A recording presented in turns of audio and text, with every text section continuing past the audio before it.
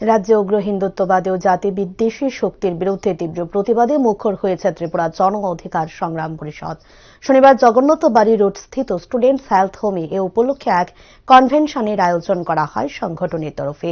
উক্ত কনভেনশনে ত্রিপুরা সহ আসাম এবং অন্যান্য রাজ্যের বিভিন্ন সংগঠনের নেতৃবৃন্দ উপস্থিত ছিলেন।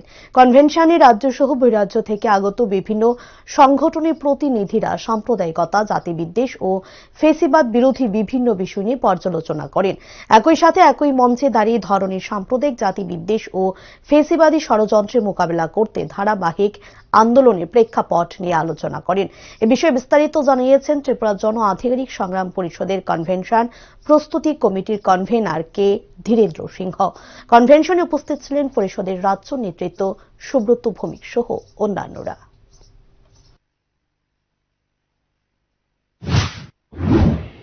আজকে ত্রিপুরা জন অধিকার সংগ্রাম পরিষদের তরফ থেকে আমরা সাম্প্রদায়িক ফেসিবাদ জাতি বিদ্বেষ বিরোধী একটা গণকনভেনশন আমরা আজকে সবাই সামিল হয়েছি।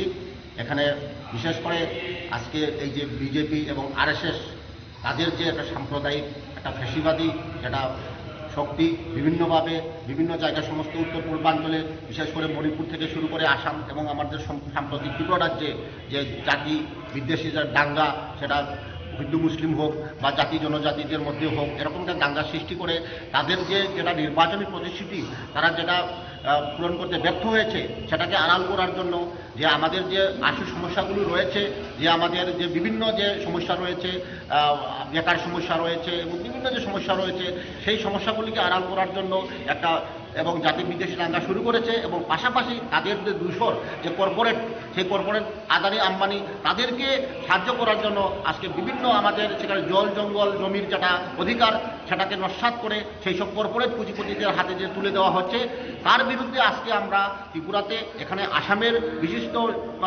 সংগঠনগুলো রয়েছেন এবং একটা উত্তর পূর্বাঞ্চল জুড়ে একটা আমাদের একটা জনগণতান্ত্রিক একটা আমরা আন্দোলন লড়াই করতে পারি।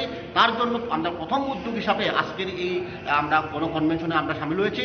এখানে আসামের এবং অন্যান্য রাজ্যের বিভিন্ন বিশিষ্ট সংগঠনের ব্যক্তিগণ রয়েছেন এবং আজকে আমাদের এই কনভেনশনে আমরা একটা বলিষ্ঠ সিদ্ধান্ত নিব এবং আগামীতে আমরা তার বিরুদ্ধে আরএসএস এবং বিজেপির যে সাম্প্রদায়িক ফেসিবাদী শক্তি এবং কর্পোরেট পুঁজির যেটা আগ্রাসন তার বিরুদ্ধে আমরা একটা জোরদার আন্দোলন লড়াই করব। এই সিদ্ধান্ত আমরা নেওয়ার জন্য আজকে এই কনভেনশন করেছি।